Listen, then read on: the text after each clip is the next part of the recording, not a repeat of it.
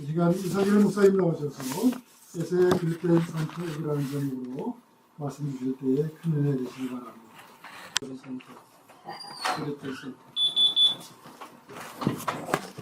한국의 어느 가전제품 회사에서 이런 광고를 한 적이 있습니다. 혹시 기억하실 분 계신지 모르겠습니다. 순간의 선택이 10년을 좌우한다. 순간의 선택이 10년을 좌우한다. 아마 자기네 그 회사의 가전제품을 선택을 하면은 10년은 사용을 할 수 있는 것을 보장한다는 아마 의미로 광고를 했을 겁니다. 자, 그런데 삶의 영역으로 들어오면 달라집니다. 순간의 선택이 평생을 좌우합니다. 순간의 선택이 평생을 좌우합니다. 그런데 한 걸음 더 나아가서 신앙의 영역으로 들어오게 되면 더 달라집니다. 순간의 선택이 영혼을 좌우하기 때문에 순간의 선택이 영혼을 좌우하기 때문입니다. 우리는 어리석은 선택으로 불행한 삶을 살았던 사람들에 대하여 지금 살펴보고 있습니다. 하와에 이어서 롯에 대해서 살펴봤고 오늘은 그 세 번째 시간으로 이삭의 장남이었던 에서에 대하여 살펴봅니다. 창세기 25장 21절에 에서의 출생에 대하여 다음과 같이 기록되어 있습니다. 이삭이 그 아내가 잉태하지 못하므로 그를 위하여 여호와께 간구하며 여호와께서 그 간구를 들으셨으므로 그 아내 리브가가 잉태하였더니.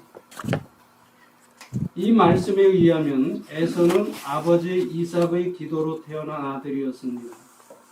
부모님의 기도로 태어났다면 출생 자체가 복이죠. 자, 그런데 에서라는 이름의 뜻은 거칠다라는 뜻을 가지고 있습니다. 왜 그런 의미의 이름을 지었는지 저희는 알 수가 없습니다. 그런데 에서의 삶을 보면 신기하게도 이름의 뜻과 같이 거칠었던 것을 볼 수 있습니다.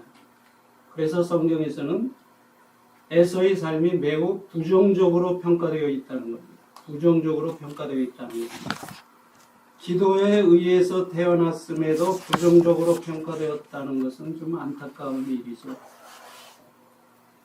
자, 그러면 에서가 어리석다는 평가를 받게 된 원인을 살펴봅니다. 첫째 원인, 더 귀한 것을 버리고 덜 귀한 것을 선택했기 때문입니다. 더 귀한 것을 버리고 덜 귀한 것을 선택했기 때문입니다. 창세기 25장 27절은 에서의 직업이 사냥꾼이었다고 말합니다.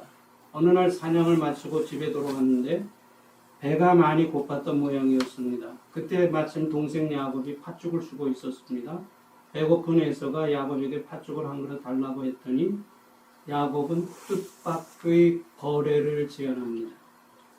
야곱이 제안한 거래는 에서의 장자의 명분을 자기에게 팔라는 것이었어요. 이스라엘에는 장자 계승의 전통이 있었기 때문에 장자로 태어나면 특별한 경우를 제외하고는 아버지로부터 장자의 축복을 받을 수 있는 특권이 주어졌습니다. 그런데 야곱은 둘째였기 때문에 장자의 명분을 갖지 못했다고 생각했던 것 같습니다.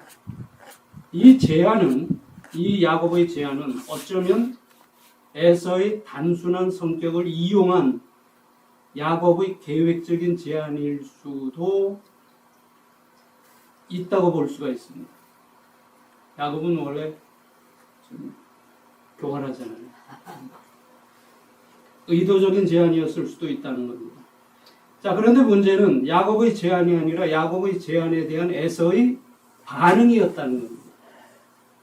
에서의 반응이 창세기 25장 32절에 기록되어 있습니다. 에서가 가로되 내가 죽게 되었으니 이 장자의 명분이 내게 무엇이 유익하리요. 오늘 사람들이 하는 말로 표현하자면 배가 고파 죽게 생겼는데 장자의 명분이 밥 먹여주냐 이런 뜻입니다. 왜 그랬을까요? 창세기 25장 34절에 보니까 에서가 장자의 명분을 경홀히 가볍게 여겼기 때문이라고 말하고 있습니다. 첫째 아들로 태어나 장자의 명분을 가지고 있었던 에서는 장자의 명분의 가치를 몰랐기 때문에 장자의 명분을 가볍게 여겼지만 둘째 아들로 태어나 장자의 명분을 갖지 못했던 야곱은 장자의 명분의 가치를 알았기 때문에 장자의 명분에 집착했다는 겁니다. 장자의 명분을 경홀히 가볍게 여겼다는 말 한마디 속에 에서의 부정적인 삶이 예정되어 있음을 볼 수가 있습니다. 아멘. 그래서 생각은 행동을 결정하고 행동은 삶을 결정한다는 말이 있습니다. 생각은 행동을 결정하고 행동은 삶을 결정한다. 장자의 명분을 경홀히 가볍게 여기던 에서의 생각이 에서의 부정적인 삶을 결정하게 했다는 겁니다. 그래서 결국 에서는 장자의 명분을 버리고 팥죽 한 그릇을 선택하고 말았습니다. 자, 그러면 신약에서는 에서의 이러한 행동을 어떻게 평가하고 있습니까? 히브리서 12장 16절 한 그릇 식물을 위하여 장자의 명분을 판 에서와 같이 망령된 자가 있을까 두려워하라. 장자의 명분을 팥죽 한 그릇에 팔아버린 에서의 행동을 망령된 행동이라고 말하고 에서와 같은 사람을 망령된 자라고 평가하고 있다는 겁니다. 창세기 27장 36절에 보면은 에서의 삶을 부정적으로 보게 하는 또 다른 사건이 나옵니다. 야곱이 아버지를 속이고 자기보다 먼저 장자의 축복을 받았음을 알게 된 에서는 아버지에게 울면서 이렇게 말합니다. 그가 나를 속임이 이것이 두 번째니이다. 전에는 나의 장자의 명분을 빼앗고 이제는 내 복을 빼앗았나이다. 에서는 맹세까지 해가면서 야곱에게 장자의 명분을 파는 어리석은 선택을 하였습니다. 야곱이 뺏은 것이 아니잖아요. 그런데 야곱이 자기를 속여서 빼앗았다고 분노하고 있습니다. 자기가 한 선택의 책임과 결과를 야곱에게 전가시키고 있다는 겁니다. 자, 우리가 살고 있는 이 세상에는 더 귀한 것과 덜 귀한 것, 더 중요한 것과 덜 중요한 것이 섞여 있습니다. 이런 세상 속에서 더 귀한 것, 더 중요한 것을 선택하기 위해서는 반드시 필요한 것이 있습니다. 그것이 바로 분별의 지혜입니다. 분별의 지혜. 그런데 에서에게는 분별의 지혜가 없었다는 거예요. 그래서 더 귀한 장자의 명분을 버리고 덜 귀한 팥죽 한 그릇을 선택하는 어리석음을 범하고 말았습니다. 금강산도 식후경이라는 말이 있죠. 배고픔 앞에는, 굶주림 앞에는 도덕, 윤리, 법, 인격, 양심, 체면 이런 것이 별 의미가 없다는 말을 인정합니다. 배고픈데 뭐 그런 게 무슨 의미가 있겠어요. 그래서 서러움 중에 배고픈 서러움이 가장 크다. 제가 어렸을 때 저희 어머니가 이제 늘 하시던 말씀 여러 가지를 지금까지 기억하고 있는데, 예, 사람이 살아가면서 서럽다 하지만 배고픈 서러움이 제일 크단다. 그 다음에 집 없는 서러움. 그런 말씀하신 것이 지금도 생생하게 기억이 남아 있습니다.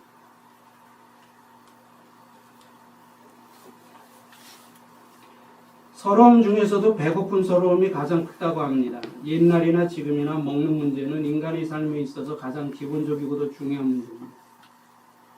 자, 그러나 아무리 배가 고팠다고 해도 에서의 이런 행동은 정당화될 수 없다는 거예요. 에서의 말대로 배가 고파 죽을 정도였다면 장자의 명분을 팔 것이 아니라 다른 방법을 찾았어야 했습니다. 자, 그러면 이제 좀 다른 관점에서 생각해 봅니다. 베드로는 마태복음 19장 27절에서 우리가 모든 것을 다 버리고 주를 좇았나이다 라고 고백합니다.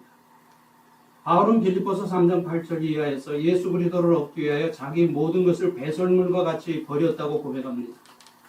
이런 고백들은 자기 모든 것과 예수 그리스도 중에서 예수 그리스도를 선택했다고 하는 고백입니다.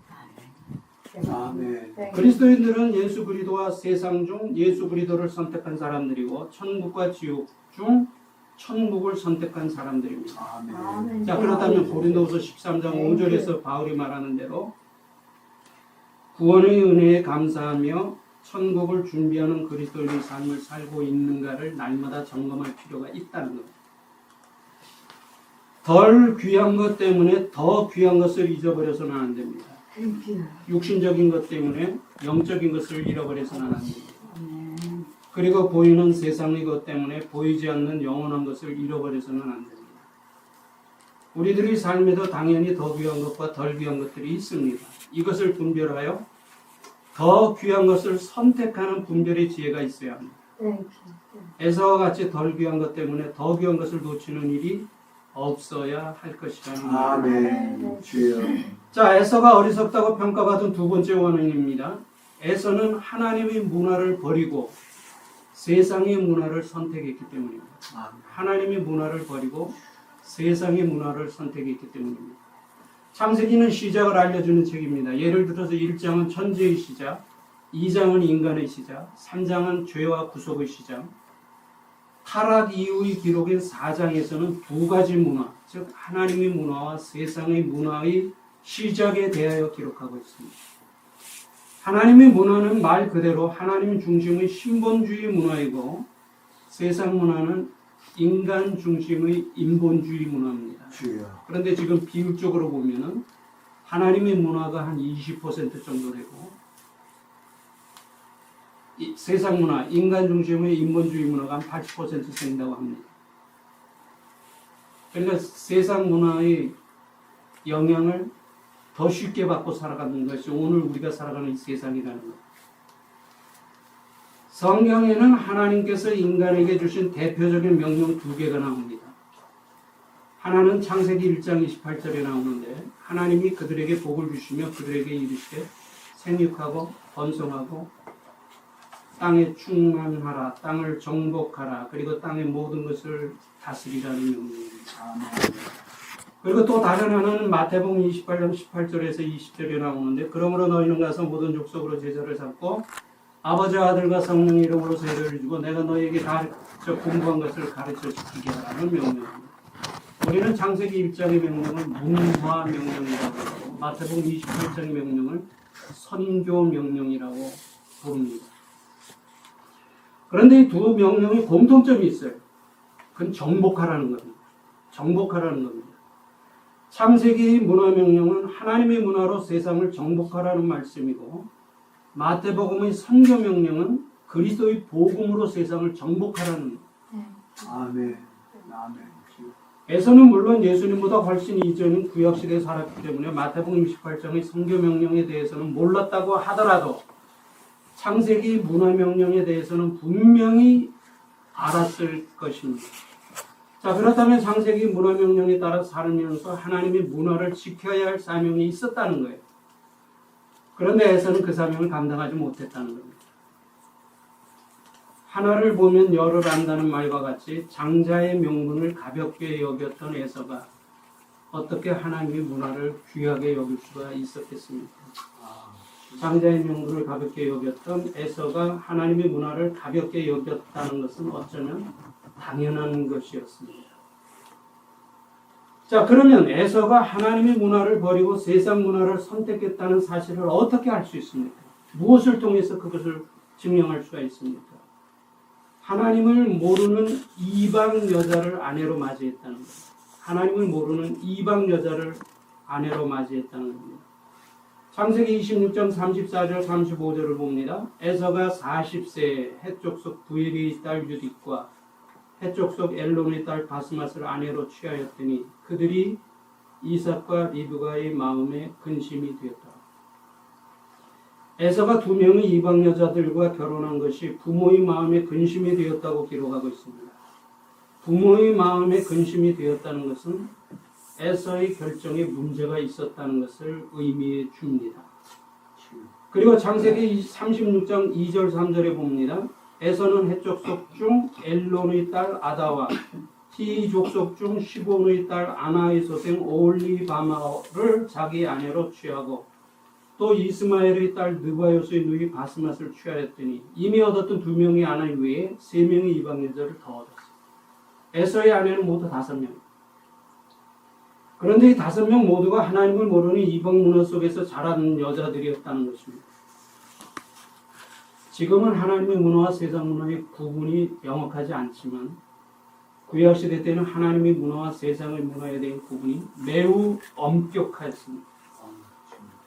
같이 섞여서도 안 되고 섞일 수도 없었습니다. 기름과 물 이상의 관계였다는 거예요.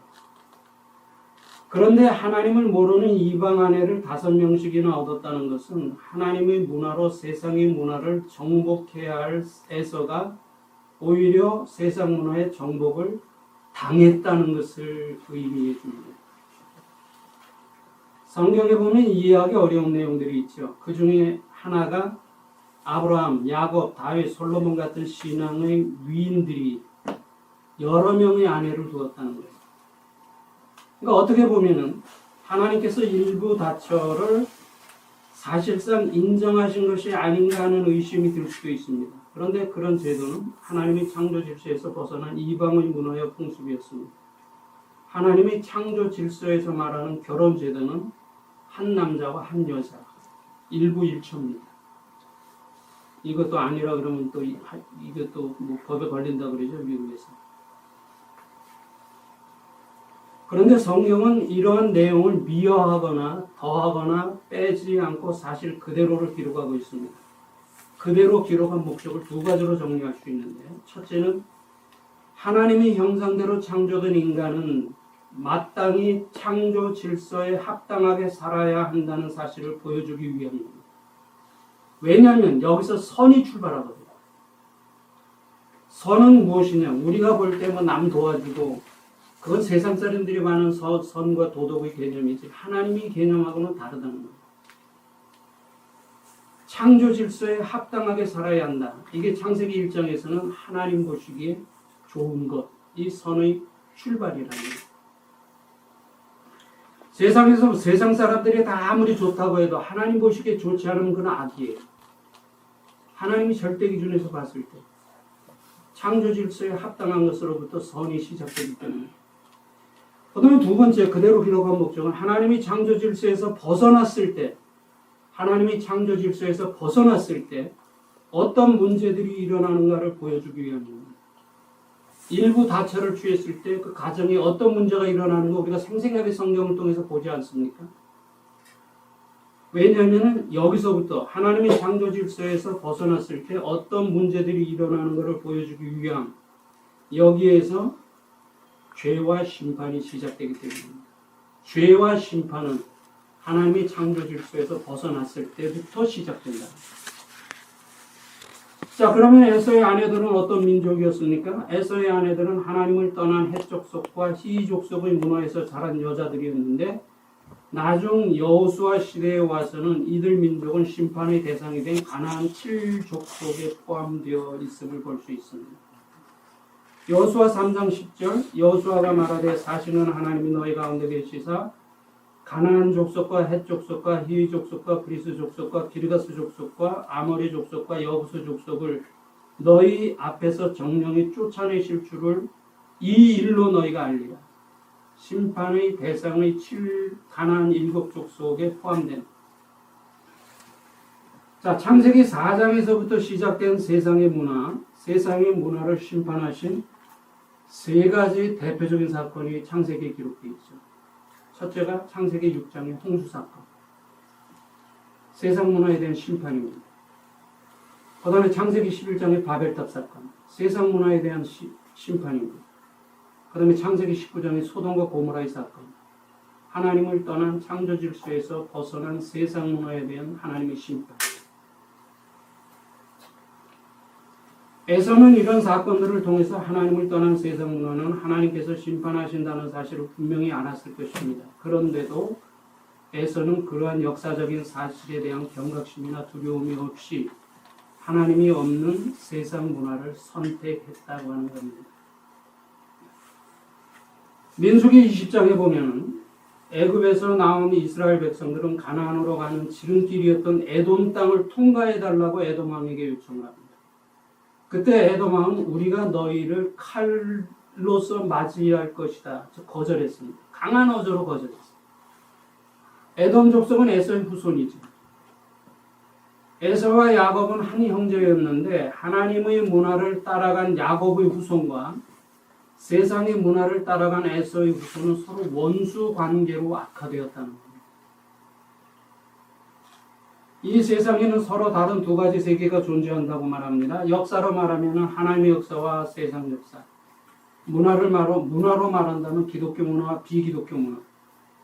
종교로 말한다면 유일신 종교와 우상 종교, 신앙으로 말한다면 창조신앙과 기복신앙, 진리로 말한다면 절대진리와 상대진리, 이렇게 둘로 나뉘어져 있습니다. 두 개가 공존하는 것이 이 세상의 모습이에요.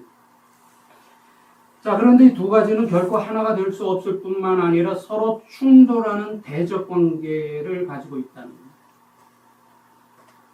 이러한 현실은 옛날이나 지금이나 앞으로도 계속될 것입니다. 그래서 이 세상에서의 삶을 뭐라고 말합니까? 영적 전쟁이라고 합니다.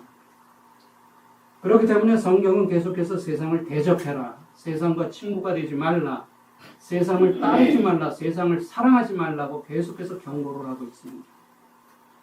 이러한 영적 전쟁에서 승리하기 위해서 예수님은 요한복음 16장 33절에서 담대하라고 말씀하시고, 사도 바울은 에베소서 6장에서 하나님의 전신갑주를 입으라고 말하고 있는 것입니다. 자, 그러나 우리를 향하신 하나님의 뜻은 영적 전쟁의 승리에서 그치는 것이 아니라 한 걸음 더 나가서, 거기서 승리에서 한 걸음 더 나가서 세상을 하나님의 문화로 변화시키라는 겁니다. 아멘. 미국의 신학자 리처드 니버가 쓴 그리스도와 문화라는 고전이 있습니다. 거기 보면 니버는 문화의 5가지 모델을 말하는데, 5번째 모델, 예수 그리스도를 개혁자로 소개하고 있어요. 개혁자. 대립과 중립, 역설, 개혁, 이렇게 5가지 모델을 제시했는데, 예수 그리스도를 문화의 개혁자로 소개하고 있습니다. 그리고 예수를 믿는 사람들은 크리스찬이라고 부르죠. 우리는 크리스찬이라고 말합니다. 어디 가서 소개할 때 I'm Christian 그렇게 말하죠. 이 단어의 의미는 예수 그리스도를 따르는 사람들이라는 말입니다. 나는 예수 그리스도를 따르는, 예수 그리스도를 배우는, 예수 그리스도의 삶을 실천하는 사람입니다. 그런 의미를 가지고 있는 말이죠. 자, 그렇다면 예수 그리스도를 믿고 따르는 우리 그리스도인들도 세상의 문화를 따라가지 않고 하나님의 문화로 세상의 문화를 변화시키는 개혁자로 살아야 된다는 겁니다. 마태복음 5장 13절 너희는 세상의 소금이요 빛이라는 말씀이나 16절 이같이 너희 빛을 사람 앞에 비치게 하여 저희로 너희 행실을 보고 하늘에 계신 너희 아버지께 영광을 돌리게 하라는 말씀. 그리고 고린도후서 2장 너희는 그리스도의 향기라는 말씀을 문화적 관점에서 본다면 결국 하나님의 문화로 세상의 문화를 변화시키라는 말씀일 것입니다. 우리 성도나 교회가 세상을 향하여 선교하는 의미나 이 사회에 봉사하는 것, 그리고 성도답게 살아야 하는 것도 결국은 하나님의 문화로 세상의 문화를 개혁하는 사역의 시작이 될 수 있다는 말입니다. 이런 삶이 하나님의 문화로 세상의 문화를 정복하는 삶입니다. 그런데 세상을 변화시켜야 할 사명이 있는 성도와 교회가 만약 하나님의 문화를 지키지 못하고 세상의 문화를 따라간다면 그것이 성도와 교회를 폐쇄시키는 위험한 길이라는 것도 잊지 말고 기억합니다. 예수 그리스도가 없이 발달하는 모든 것은 죄의 원인이 될 수 있다는 말이 있습니다. 예수 그리스도가 없이 발달하는 모든 것은 죄의 원인이 될 수 있다. 이 말이 세상에 존재하는 모든 것이나 사람들이 행하는 모든 행위가 죄라는 말은 아닙니다. 그런 말은 아닙니다. 그러나 이것들을 제대로 관리하지 못하면 죄의 원인이 될 수 있다는 말입니다. 제대로 관리하지 못하면 죄의 원인이 될 수 있다는 말입니다. 예를 들어 돈, 명예, 권력, 지식 같은 것이나 취미생활, 문화생활 이런 것들이 죄는 아닙니다. 그러나 그런 것들을 제대로 관리하지 못하여 죄의 원인이 되는 경우를 우리는 주위에서 종종 봅니다. 에서는 귀한 것을 버리고 덜 귀한 것을 선택하였습니다. 그래서 장자의 명분을 팥죽 한 그릇과 바꾸어 버리고 말았습니다. 그 결과 지금까지 망령된 자라고 평가를 받고 있습니다. 에서는 하나님의 문화를 버리고 세상의 문화를 선택하였습니다. 그래서 하나님이 없는 5명의 이방 여자를 아내로 맞이했습니다. 그 결과 하나님의 문화를 떠난 에서의 후손들은 하나님의 문화를 지킨 야곱의 후손들과 원수가 되었고 결국 하나님의 심판의 대상이 되었다는 사실입니다.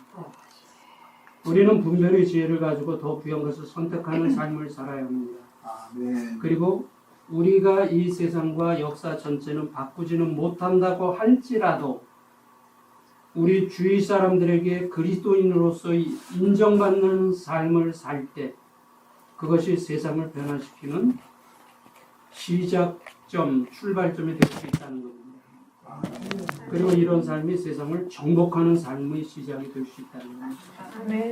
이러한 귀한 삶이 되시기를 주의 이름으로 축원합니다. 아멘. 아멘. 주 예수.